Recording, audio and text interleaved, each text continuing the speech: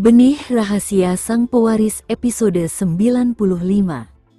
Shira tahu dirinya pasti akan dimanfaatkan jika dirinya mendatanginya. Anehnya, wanita itu tidak menolaknya. Sebaliknya, dia sengaja duduk agak jauh dari Kenzo. Saat itu, Kenzo bangkit dan duduk tepat di sebelahnya sebelum menarik wanita itu ke dalam pelukannya. "Maukah kamu menonton TV bersamaku sebentar?" tanya Kenzo lembut. Shira tidak dapat menahan diri untuk tidak melunak saat dia bersandar di dadanya sambil mendengarkan detak jantungnya yang kuat dan tak terelakkan.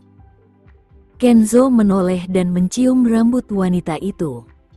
Sungguh luar biasa rasanya bisa memeluk wanita itu lagi. Dada bidangnya memberinya rasa aman yang kuat, membuatnya tampak seolah-olah tidak ada yang perlu ditakutkannya. Kapan dirinya mulai menyukai perasaan ini? Pasangan itu menonton saluran bisnis bersama. Namun, hal itu hanya cocok untuk orang seperti Kenzo, karena Shira mulai tertidur dengan sangat cepat. Terlebih lagi, ia merasa sangat nyaman berada dalam pelukan Kenzo. Begitu saja, Shira menutup matanya sebelum dia menyadarinya, dan rasa kantuk mulai merayapinya. Tak lama kemudian, dia mulai bernapas dengan teratur.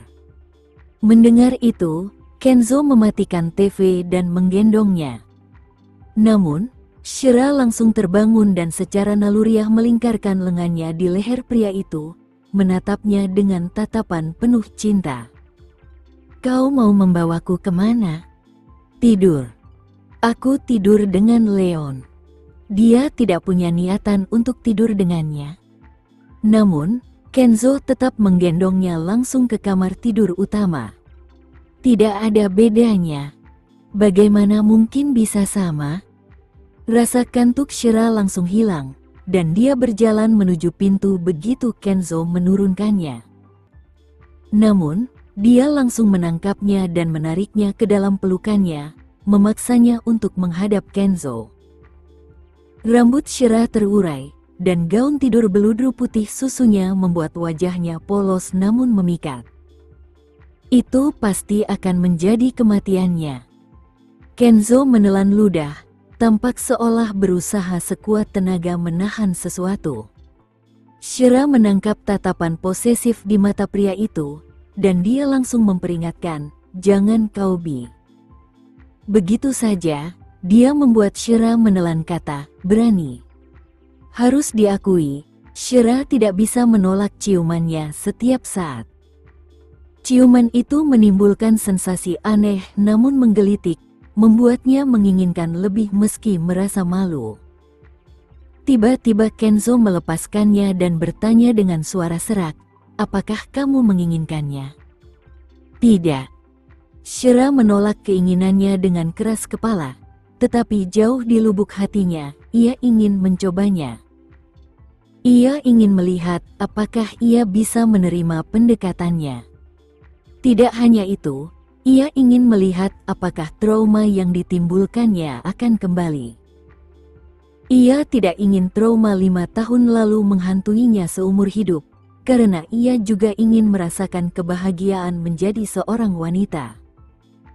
Namun, ia tetap menepisnya sambil berkata, "Sudah malam sekali. Kamu harus tidur lebih awal. Leon masih di rumah, demi Tuhan." Kenzo hanya bertanya. Lagi pula, dia sendiri yang menginginkannya. Jadi, dia tidak akan memaksanya meskipun dia hampir meledak. Shira bergegas ke kamar Leon, tetapi dia tidak bisa berhenti memikirkan Kenzo, ciumannya, napasnya, dan tatapannya. Keesokan paginya, Shira membuka matanya yang sayu dan mendapati sepasang mata malaikat sedang menatapnya. "Ada apa?" Dia duduk dan mencium bayi laki-lakinya. "Mama, aku akan terlambat ke sekolah," kata Leon dengan serius. "Hah? Bukankah hari ini hari Sabtu?" "Tidak. Ini baru hari Jumat." Apakah Mama sedang bermimpi? Shira menepuk kepalanya mendengar itu. Ia kesulitan tidur sepanjang malam, bukan karena Kenzo. Benar, Kenzo. Ia menginap semalam. Mendengar itu, Shira bertanya sambil tersenyum, apakah Tuan Wiharja ada di sini? Benar. Dia menunggumu di ruang tamu. Kalau begitu, minta dia untuk mengantarmu ke sekolah. Aku benar-benar mengantuk.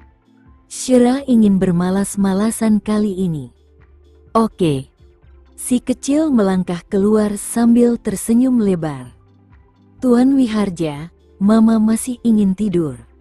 Bisakah kamu mengantarku ke sekolah?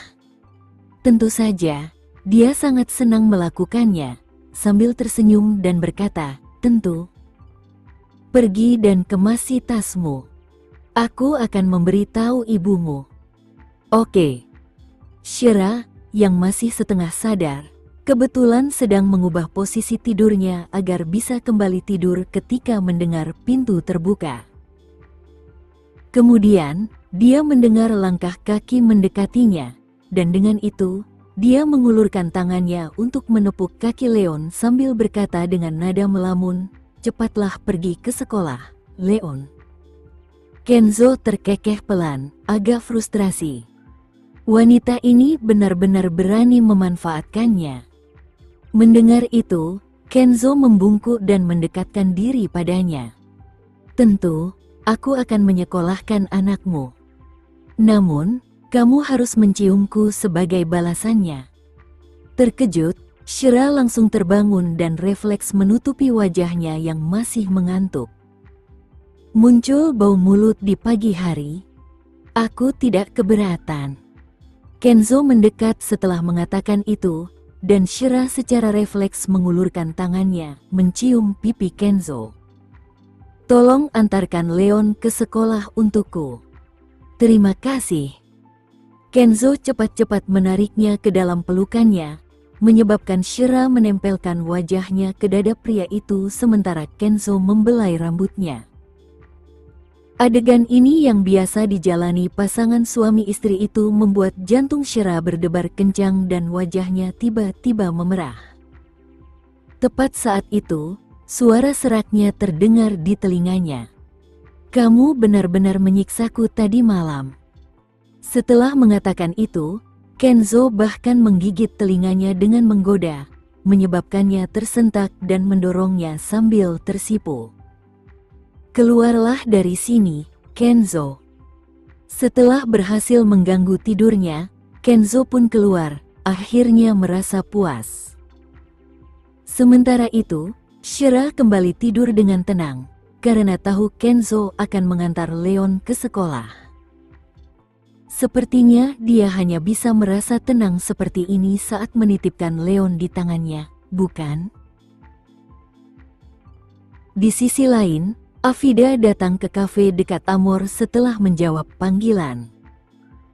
Setelah melihat orang yang menunggu di meja, dia mendekati mereka sambil melihat sekeliling dengan hati-hati. Kenapa kalian datang mencariku?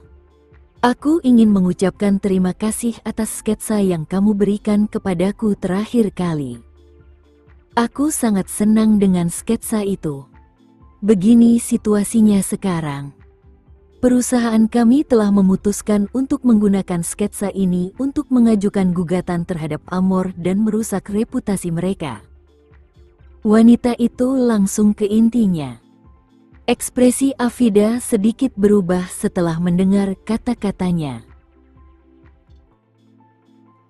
Kupikir kita sepakat untuk hanya mengajukan gugatan plagiarisme. Kok sekarang kah? Malah menggugat Amor? Yah, Amor telah mengambil terlalu banyak klien kami. Oleh karena itu, bosku memutuskan untuk mengambil risiko dan menggunakan kesempatan ini untuk menuntut Amor atas pelanggaran. Semakin besar, semakin baik. Kami tidak hanya akan merusak reputasi desainer, tetapi juga menghancurkan bisnis Amor. Afida mengerutkan kening mendengarnya. Awalnya dia tidak berpikir sejauh ini, tetapi siapa yang mengira tindakannya memberi perusahaan saingan keuntungan yang sangat besar. Apa yang aku dapatkan dari ini? Apakah aku tidak mendapatkan apa-apa setelah aku membantu kalian? Tentu saja kamu akan mendapatkan sesuatu sebagai balasannya. Aku di sini untuk membicarakan hal ini denganmu, bukan? Bosku bilang untuk memberimu 200 juta sebagai kompensasi. Setelah semua ini selesai, kau bisa langsung datang kepada kami sebagai wakil direktur. Bagaimana menurutmu? Kau hanya memberiku 200 juta? Aku mengambil risiko besar dengan mencuri sketsa yang bagus, dan yang kudapatkan hanya 200 juta. Kau pasti bercanda. Afida bukan orang yang mudah ditipu. Dia akan mendapatkan tawaran yang manis. Selain itu, perusahaan saingannya pasti hanya memberikan gambaran yang indah, menawarinya tempat di perusahaan mereka. Yang dia inginkan hanyalah apa yang bisa dia dapatkan. Baiklah, baiklah. Aku akan mengusulkan 1 miliar kepada bosku. Tetapi itu jumlah maksimal yang akan kamu dapatkan. Desainer perusahaan saingan Amor menelepon bosnya untuk menegosiasikan kesepakatan tersebut. Setelah beberapa patah kata, dia menutup telepon dan berkata kepada Afida, "Bosku bilang dia bisa memberikan 1 miliar. Itu saja yang bisa dia tawarkan." Setuju. Afida senang dengan jumlah itu. Lagi pula, selain mendapatkan uang, dia bisa saja mengeluarkan Shira dari industri desain perhiasan. Mulai sekarang, hanya kau dan aku yang tahu tentang rencana ini. Tidak ada orang lain yang boleh tahu tentang ini, kata desainer serius. Tentu saja, kau bisa mengandalkanku. Afida yakin tidak akan ada yang tahu bahwa dialah dalang di balik semua ini. Dia lalu bertanya dengan rasa ingin tahu, "Kapan kalian akan bergerak?" "Kami sudah siap berangkat. Pengacara kami akan datang ke kantor Anda paling lambat sore ini." Afida meninggalkan kafe itu dengan senyum jahat. Meskipun Shira sedang cuti, dia tetap desainer Amor. Selama insiden ini meledak, wanita itu tidak akan punya tempat lagi di industri desain perhiasan. Namun, dia tidak tahu tentang utang Kenzo kepada keluarga Nugraha. Oleh karena itu, dia yakin keluarga Wiharja akan berpikir sebaliknya tentang Shira begitu insiden ini terungkap. HMPH, ucapkan selamat tinggal pada pernikahan dengan keluarga Wiharja, Shira. Afida telah memendam kebenciannya terhadap Shira terlalu lama, dan sudah saatnya untuk drama yang bagus. Hari itu, semua orang baru saja kembali ke Amor setelah makan siang pukul 14 ketika sekelompok pria berjas memasuki lobi dan langsung menuju kantor, dengan wajah serius. Mendengar itu, pria yang memimpin acara berteriak, "Saya ingin berbicara dengan direktur Anda." Rianita baru saja keluar dari kamar mandi ketika mendengar suara itu. Mendengar itu, dia bertanya sambil mengerutkan kening, "Siapa kalian?" "Saya Jored, Direktur Saville Jewelry Atelier. Kami menduga karyawan Anda telah mencuri salah satu karya desainer kami, dan kami berhak menuntut pertanggungjawaban hukum," kata pria itu dengan percaya diri seolah-olah kejadian itu benar-benar terjadi, dan itu bahkan mengerikan. Tidak diragukan lagi mereka hanya membuat keributan karena hal seperti ini adalah hal yang biasa terjadi di antara perusahaan pesaing. Mendengar itu, Rianita mencibir dan bertanya, "Mana buktinya? Jangan memfitnah karyawan kami tanpa alasan, atau kami akan menuntutmu atas pencemaran nama baik." "Kami jelas punya bukti, atau kenapa Anda pikir kami berani datang kepada Anda? Anda punya desainer bernama Shira Nugraha, yang bekerja di bawah perusahaan Anda, bukan? Dia telah mengirimkan sketsa untuk pameran perhiasan musim semi tahun depan, bukan? Kenyataannya, dia mencuri mahakarya karyawan saya dan mengklaimnya sebagai miliknya. Kami punya hak untuk menuntut pertanggungjawaban hukumnya, jadi tolong suruh dia keluar. Rianita tak kuasa menahan rasa terkejutnya. Siapa yang tahu Shirk akan terjerat skandal plagiarisme? Bagaimana mungkin? Dia sedang cuti sekarang. Aku bisa mengatasinya. Oh, kami tidak hanya akan menuntutnya. Kami juga akan menuntut Amor atas kesalahan manajemen, George mengumumkan dengan arogan. Jelas mereka tidak akan berhenti sampai mereka mendengar akhirnya. Baiklah, aku akan menghubungi desainerku dan meminta dia datang untuk mengklarifikasi insiden itu. Setelah itu, Rianita masuk ke kantornya dan menelepon Shira. Shira kebetulan berada di Nugraha Construction saat itu. Laporan yang dibacanya membuatnya pusing, dan ia langsung tenang setelah mendengar nada dering itu. Hai, Rianita. Seorang direktur dari studio perhiasan lain datang kepada kami dan mengatakan bahwa kamu diduga menjiplak karya-karyawan mereka, Shira. Apakah kamu bisa untuk datang dan menangani hal ini? Apa? Menjiplak? Aku. Berita itu membuat Shira bingung karena tidak mungkin dia akan melakukan hal seperti itu. Ya, mereka bahkan mengklaim bahwa perhiasan yang kamu curi adalah perhiasan yang kamu kirimkan ke pameran perhiasan. Tidak mungkin. Itu desain dan inspirasiku sendiri. Shira membalas. Aku juga percaya padamu. Namun, orang-orang itu tidak akan pergi sampai kau datang dan memeriksanya sendiri. Bisakah kau bergegas kemari? Tentu, aku akan ke sana sebentar lagi. Dengan itu, Shira berlari ke Amor. Kembali di Amor, para tukang gosip mulai berkerumun. Afida ada di antara mereka saat ia mendengarkan bisikan-bisikan mereka tentang insiden itu. Lebih dari itu, ia senang ketika sebagian besar dari mereka jelas-jelas mengejek Shira.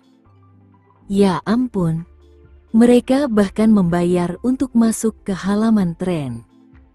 Mendengar itu, seseorang membacakan judul berita yang berbunyi, perancang dari toko perhiasan terkenal tanpa malu-malu mencuri karya orang lain setelah kehabisan ide. Bukti untuk dibuktikan. Desainer Shira Nugraha dari Amor by Queen bersalah melakukan plagiarisme. Afida tersenyum saat mendengarkan semua itu. Sepertinya Safil benar-benar ingin membesar-besarkan masalah ini.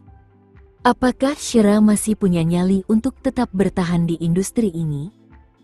Pada titik ini, Rianita mengantar orang-orang dari Safil untuk menunggu di ruang konferensi. Setelah keluar, dia mempertimbangkan apakah akan memanggil Kenzo, tetapi pada akhirnya, dia memutuskan untuk menunggu sampai Shira tiba sebelum melakukannya. Bagaimanapun, itu adalah masalah yang memalukan bagi Shira.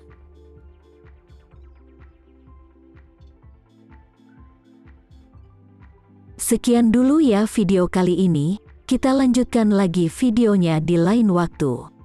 Oh iya, bagaimana menurut kalian? Semoga bisa sedikit menghibur kalian semua. Untuk teman-teman yang baru nonton, jangan lupa subscribe ya, hehehe. Dan kalau teman-teman ada yang ingin gabung langganan, bisa langsung gabung saja untuk dapat fitur yang menarik dan sedikit membantu Mimin. Terima kasih banyak sudah menonton, sampai jumpa lagi, bye.